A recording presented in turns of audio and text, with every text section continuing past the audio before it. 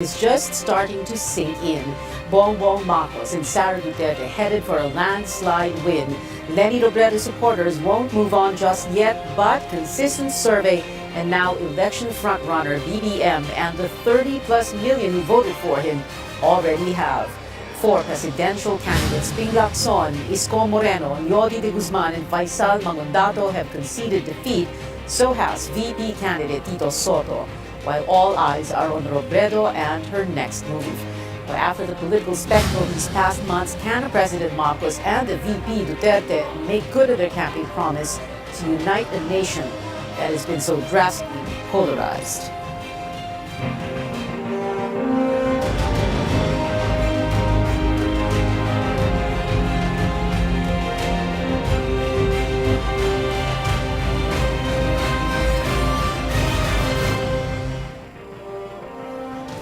Good evening, I'm Davao. Welcome to your weekly political appointment fix. Politics as usual. The son and namesake of the late dictator, former President Ferdinand Marcos, maintaining a wide lead over Vice President Lenny Robredo. That is based on the partial and unofficial tally from the COMEX Transparency server. Here are the numbers. As of 7:17 this evening, Marcos has 31,036,142 votes. Lenny Robredo has 14,790,393 votes. Manny Pacquiao, 3,626,198. They're followed by Isko Moreno, who has already conceded. Ping Lacson, who has done the same. Faisal Mangondato, Ernie Abella, Yodi de Guzman, who has also conceded. Bert Gonzalez, and Jose Montemayor. In the vice presidential race, it is still Sara Duterte on top with 31,482,073 votes. Kiko Pangilinan has 9.2 million votes. They're followed by Tito Soto, who has conceded. And they are followed by Doc Willie Ong, Lito Atienza, Manny Lopez, Walden Bello, Carlos Serapio, and Lito David.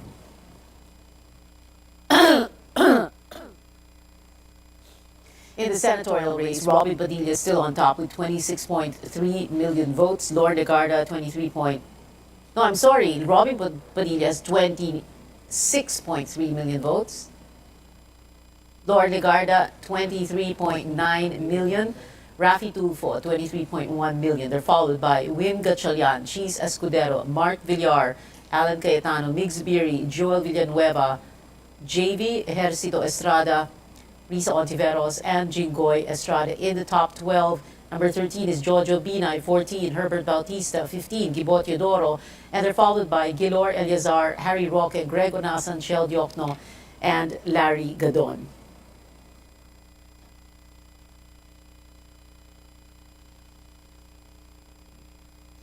The COMELEC, the Commission on Elections, sitting as the National Board of Canvassers, is beginning its official count for the Senate and party list race tonight, 24 hours since voting closed Monday, May 9. We bring in our Melissa Lopez from Pasay City. Mel, what is happening there?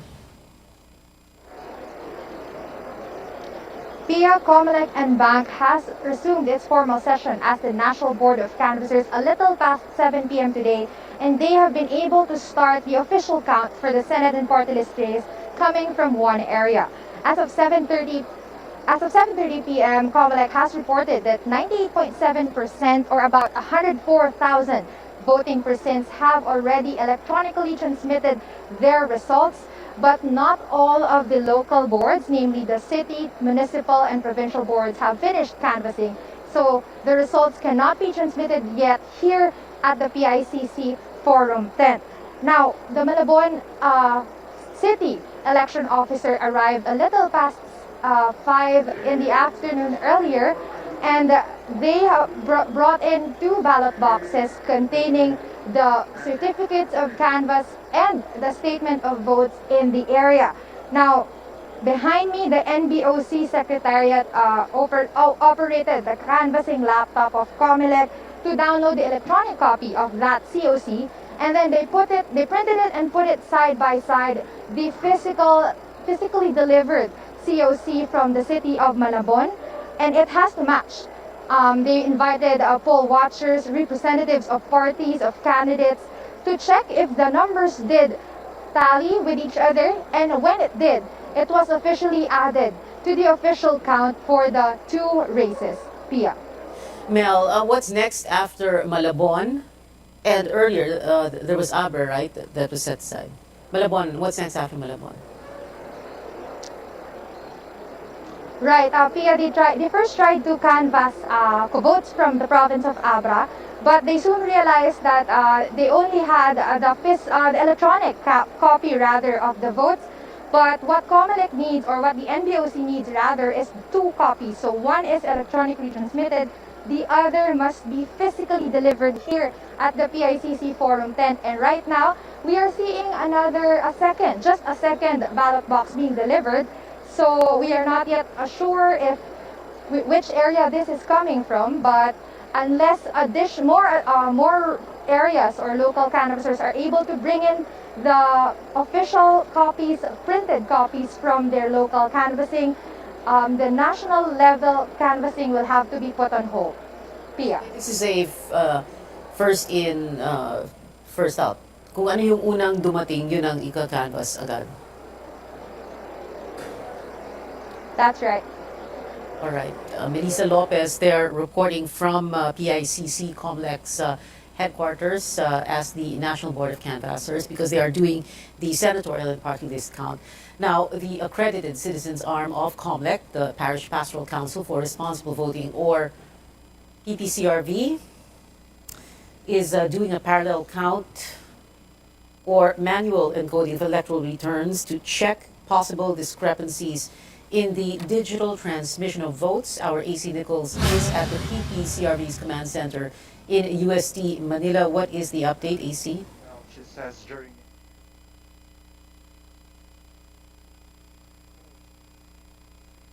Army Command Center has received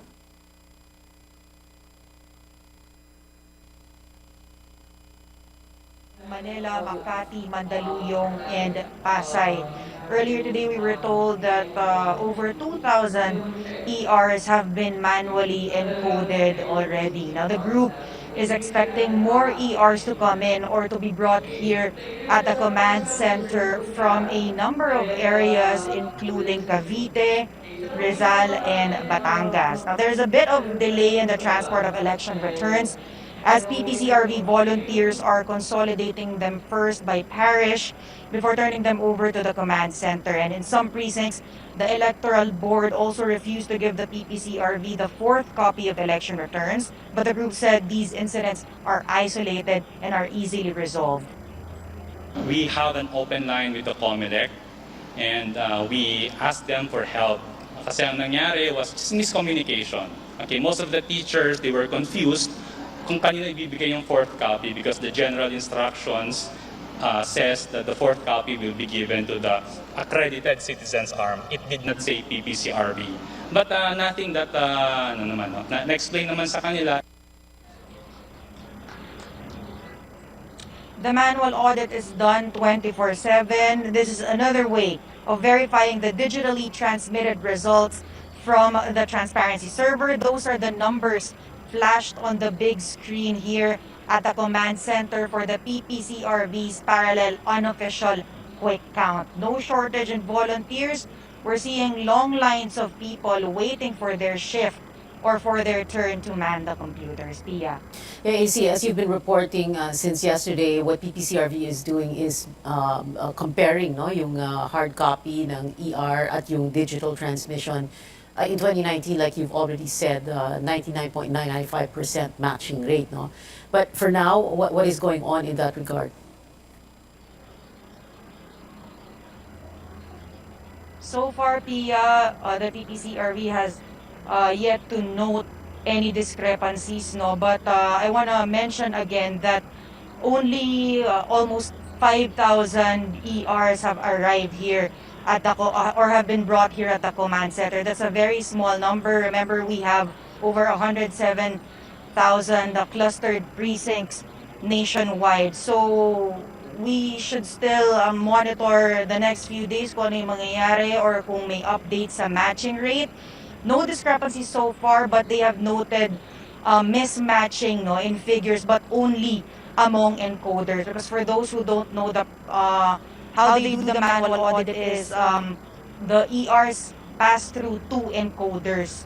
And it's not irregular according to the officials that there are mismatching figures sometimes. It happens, for example, if may typo lang or ma-misread ng isang encoder yung data doon sa election return. But before they archive the data, it goes through a final check, no? So kung makita naman sa final check na okay, the reason why there was mismatching was because na typo lang or mali lang ng basa yung isang encoder, then they correct it before archiving. Yeah. AC, earlier at 6:25 this evening on Newsnight, you were reporting that PPCRV already has 97% in. It is now 8:10 in the evening, about an hour or so more. What is the number now, right now? In the latest update, 98% or votes from 98% of the total clustered precincts have been transmitted already through the transparency server. And based on the latest numbers, in the race to Malacanang, BBM retains this huge lead with over 31 million votes. Vice President Leni Robredo at second with 14.7 million. In the vice presidential race, Davao City Mayor Sara Duterte also garnering over 31 million votes so far, followed by Senator Kiko Pangilinan with 9 million votes. For the senatorial race, actor Robin Padilla retains the top spot. Other administration-backed candidates entering the top 12 are Lauren Legarda, Jinggoy Estrada, and Alan Peter Cayetano. Senator Risa Ontiveros is the lone opposition, making it to the top 12. Yeah. AC Nichols there reporting from PPCRV's command center in UST Manila. Thank you very much, AC. Now joining us here in the studio is political analyst and former presidential spokesperson Edwin Lacerda. You seem to be here very often, but welcome back. We're so happy to have you. So last night, nandito ka. You were here when all the numbers were starting to come in. And it's been 24 hours. There's still some, medyo mataas ang emotions, no, ng mga Lenny supporters, for example. No? How would you address them now? Although you are not naman, hindi ka naman bahagi ng Lenny campaign ngayon. Well, I think there's this thing going around that there's a variance, there's a problem with the COMELEC o the transparency server count, or by and large, pareho lang naman ang results figures ng tatlong servers na yun. So they're questioning that. So I think may believe sila na nadaya si Lenny, and therefore we should make sure that the count is the real count is tabulated. But That's not what COMELEC is doing now? That's COMELEC's count COMELEC, already. yeah. So that's why. And there is PPCRV's count. There's also. PPCRV there, so PPCRV, we know it's non-partisan, so, and it's media gets exposed, gets all the figures. No? In fact, you're reporting ahead of the official count, which is basically the same numbers that they're going to report in. So fundamentally, I don't know what we're looking for, actually. Except maybe perhaps for the number of VC machines that weren't working. The question, at the end of the day, will be, assuming that they're all correct, would those uncounted VCs that were not transmitted be sufficient enough to overturn the votes? So is this going to be how long will this take? I think at some point there will have to be closure at some point, and it's up to VP Lenny and Senator Kiko to make the proper decision. But right now it's ongoing. And by the way, you're talking about the day after, the first big news, the stock exchange went down. The PSE index went down to its lowest in 9 months. That's hardly surprising, by the way, because during the campaign, we've seen already a number of economists saying that if Marcos becomes president, this is what's going to happen. So it's a self-fulfilling prophecy. Now that he's going to be most likely the incoming president, you're seeing the economic forecast coming true. Yeah, okay. Well, two follow-up questions. Number one, nadaya ba si Lenny as far as you're concerned? And number two, when you say that there has to be closure at a certain point, what point is that? And, how are we going to see that? Early this morning, 2 o'clock in the morning, Lenny addresses her supporters and says, malinaw ang ang lumalabas. But at the same time, she's calling for a pagtitipon, I think was the term that she used, no? On Friday, May 13. Whatever I think it's also a continuing show of gratitude to the supporters and also to the passion that shouldn't be dissipated after the election. It shouldn't be for election na itong passion na to because she has largely awakened the political consciousness of a number of citizens, and that's good. That's good because we need a strong civil society, which has largely dissipated in the Duterte administration. So we need the revival of civil society movements, which is very, very, by the way, very peculiar to the Philippine political experience. We have a very strong civil society movement historically. And so I think this would be a revival of a strong civil society movement. Now, obviously it has to be in the civil society space because if VP Lenny is going to lead this, she won't be leading from a government position. And that's the reason why I think it would be good for Lenny to continue to harness all this. These are all positive. Let's turn passion, let's turn frustration, let's turn anger into something positive, perhaps like media speaking truth to power and really being just checking on the incoming government because of so many concerns that we have, right? So it's something that we should be doing. Holding them to account. We'll be back after a quick break. Stay tuned. This is Politics as Usual.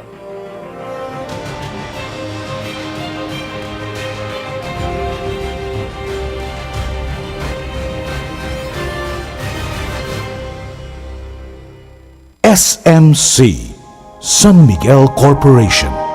Bisag unsang industriya ang sudlan niini, tinguha sa SMC ang pag-uswag o paglambo sa mga Pilipino. Karon, gikan sa SMC, aniya na ang SMC Davao Cement. SMC Davao Cement. Gama sa Davao para sa Mindanao. SMC Davao Cement. Ato ni Bay. SMC, San Miguel Corporation. Bisag unsang industriya ang sudlan niini, tinguha sa SMC ang pag-uswag o paglambo sa mga Pilipino. Karon, gikan sa SMC, aniya na ang SMC Davao Cement. SMC Davao Cement. Gama sa Davao para sa Mindanao. SMC Davao Cement. Ato ni Bay. RPN DXKT 1071 sa dial sa inyong mga radyo.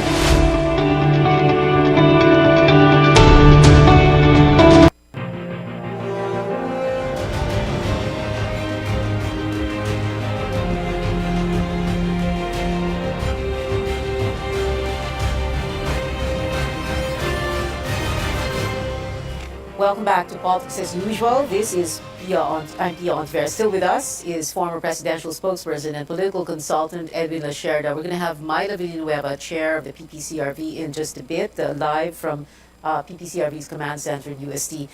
Edwin, what kind of a statement do we need to hear from Lenny and Kiko? Is it does it have to be as clear as we concede, I concede, but this is what we're going to do? Because I think it's important for Lenny to address first his supporters, win or lose. I think, but she did that this morning. and I think she'll do it again because I think there's also she's being looked upon as a leader. Whether she's really the leader right now of the opposition and whatever movement that will be morphed into. my point lang kasi yung tapos ng election, at some point we will inaugurate a new president. So the protest will move elsewhere. Does it become a formal electoral protest? Di ba? So, kailangan talaga... But you think there can be an electoral protest? Hindi No, we natin didn't alam like eh. that. We don't know yet if there's evidence as they're claiming, if there's evidence. But I think it's also, there's fault that lies with COMELEC rin eh. Because they had 3 years theoretically. Elections are every 3 years. To prepare all these VCMs. And whatever the nature or there must have been some maintenance problems with all these machines. Kaya, the 3 years could have been done, or at least the last year would have been done to make sure that those machines were functioning. And because of all these faulty machines, that's why you cannot take away the blame na, you parang the saying, you only have one job. Di ba? Yeah. You've Yeah. just got one job to do. Pero with it. electoral protest, you're going after That is assuming that it's the already winner, post-election di ba? yan eh. Oo. Post-election And then why controversy. don't they yan. go after COMELEC? Why don't they go after Comelec? Yeah. Because they're still in the counting stage. So Oh, but they're later asking, on nga. they're If asking they want, Comelec to if explain. they want to make COMELEC accountable for these malfunctioning VCMs, instead of fighting an electoral protest, or, you know, because, syempre, iniisip ng tao, kung electoral protest, medyo dapat maliit ang lamang, or very clear ang evidence na talagang nandaya. You're asking mga pwedeng gawin. No? So that's the most extreme na magpa-file ka ng protest. But between now and at least kung ano magagawa, nakita na natin, the people are already complaining before COMELEC. You know, you got a huge rally kanina, and then they're being asked to explain all these things. But like I said, may counting yan eh. May tatlong servers yan. In the same way in 2019, where there was the 7-hour glitch at some point. Natapos din yung ganun, yung controversy yun. Whether she will concede, when she will concede, it's up to, I don't know the timeline of VP Lenny, but I'm certain that I think the whole movement that she has developed is a victory already on its own. So it's up to her whether she feels it's time to concede. I will leave that to VP Lenny. You know, earlier this evening on Newsnight, I was speaking to Michael Yusinko, a political analyst also, and, you know, I was asking about this whole scenario, and he was saying what he wants to do is to move on. Parang people are allergic to that term, but anyway, parang to move forward, no? And then, ang gusto niyang tingnan is, ano ba yung magiging composition, halimbawa, ng cabinet, no? Ni incoming President Marcos. And he says, this is where the real work will begin. This is where our love for country will be tested. So the question is, who will be part of this cabinet? And we did talk about that also last night to a certain extent. Look, the fact that the stock market went down first day after the election shows that there's little confidence in the Marcos administration. That's why he has to immediately form and inform the public, this is going to be my economic team. And you know, for a team to be credible, you have to have professionals, respectable and credible. So that's a chance. That's the first onus of President Bongbong Marcos, that he has to form it as sooner than dati kasi we can take time eh. You have this whole thing of pipili. Ngayon, kailangan unahin muna yung economic team kasi ito yung problema ngayon. Right. You see the lack of confidence of not only for local businessmen, eventually the international investors might also worry and just leave in capital flight. That's one thing that we don't want to happen. All right, Edwin, we'll get back to you in just a bit. We're going to speak first, and I have a follow-up question for you on that. We're going to speak to PPCRB Chairperson Myla Villanueva. Myla, good evening. Thank you very much for joining us. Have you been able to rest? Nakapagpahinga ka na ba? Di pa. No, Pia. Hindi pa. Okay. All right, so 98... Good evening, Pia. Yes, good evening. 98%, that's what's already in. So for you, and you know, you have this... you're going to be comparing the hard copies of the fourth copy of the ER with the digital transmission. So far, is it so far so good? What have you discovered during that process? Yes. So, Pia, of course, the polls closed at 7, and our coordinators across the country have to collect the ERs from all over. And it is natural that the first ERs that have come into the arena at the UST is coming from NCR. But I just received a report that Luzon is starting to come in also. So we have about 5,006 plus about 2,400 from Luzon. 5,006 plus 2,400. And the pace is, you're happy with the pace. Tama yung how things are going. First of all, Pia, the arena is packed with young volunteers who have been lining up outside. I understand it had reached España all the way to Lacson. There is a high degree of interest, and the volunteers were waiting for hours. We didn't expect it. They were walking in. So they're working. We're probably going to stay open until the wee hours of the morning because the volunteers are up to the bleachers here at the USC Arena. So far, the matching has been in order, and I just want to wait for a more representative body of ERs to come in before we start talking about match rates. All right. There is also a very high degree of interest in your count. People are watching the COMELEC count, and we can see this very huge lead that BBM has mounted over the second placer, Lenny Robredo. So the eyes will shift towards the PPCRV count. And I'm sure you feel that, right? Yes, we feel a lot of things, Pia. Of course, there's a lot of emotion, there's a lot of disinformation. So we're taking steps as the day goes on, and their big interest in certain things. First of all, we, as usual, and is common, we ask the COMELEC for logs around the transmission and the other details about VCMs and SD cards, and we will get that shortly, and we will report to you in a while. There's also a lot of questions around the speed of transmission or certain patterns that I was asked in the earlier news cycle, and I wanted to say that we asked experts from the math department of Ateneo and UST. They were here today, and I'm inviting the other universities to be with us tomorrow. And as of the last news cycle around 6:30, they have not found any irregularity in the transmission patterns that people have seemed to talk about in social media this morning. Patterns, variants, because exactly like you said, sa social media, umiikot yung mga graphics na yon. So you're parang telling people na kalma lang, no?